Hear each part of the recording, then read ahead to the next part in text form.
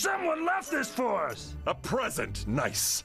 It looks just like our horse. Should I bring it inside? It'd be rude not to. Go! The first film in the spotlight today is the new animated time-traveling adventure featuring a young boy and his dog, but no ordinary dog, the world's most intelligent canine, Mr. Peabody. Your movie friend Aaron Dicer joins us. Some pretty funny actors in this one. Yeah. Stephen Colbert. Yeah, Ty Burrell, yeah. Mel Brooks, a lot of great voices in this. So right off the bat, you think, you know, this is Gotta a be funny. comedy. Yeah, this is one that you're going to go laugh at, and I think that's true.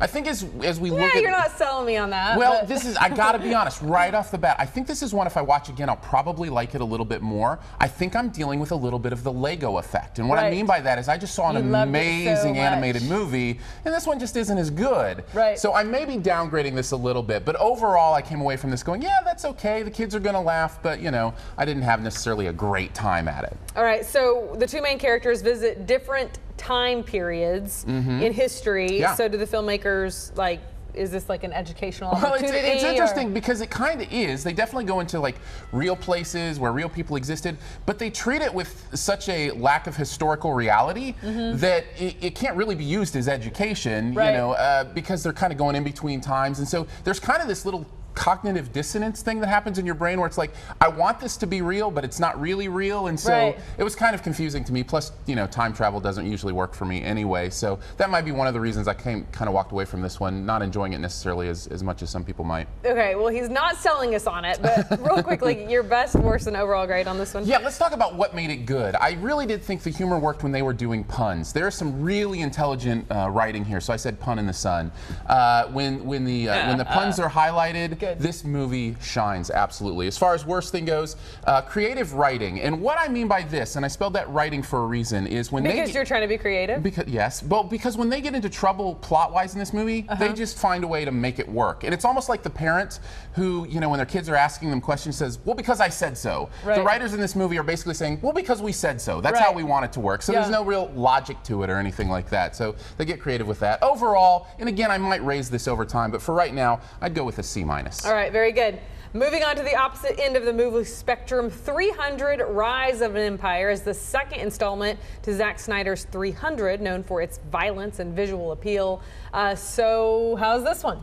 As far as comparison to the first movie goes, it's just a little bit lesser. Now, I say it remains very faithful to the feel of the first one. It is very violent. It's based on a graphic novel from Frank Miller, and they really put emphasis on the word graphic. You know, the violence is very graphic. Other things in the movie are very graphic.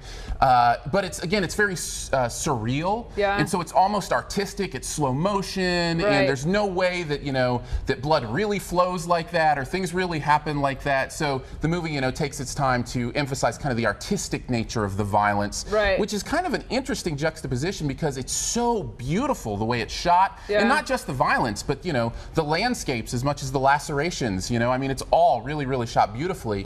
But at the end of the day, you still come away going, that's, you know, that's really grotesque and gory and those kind of things. So how's the acting in that one? Anyone we know?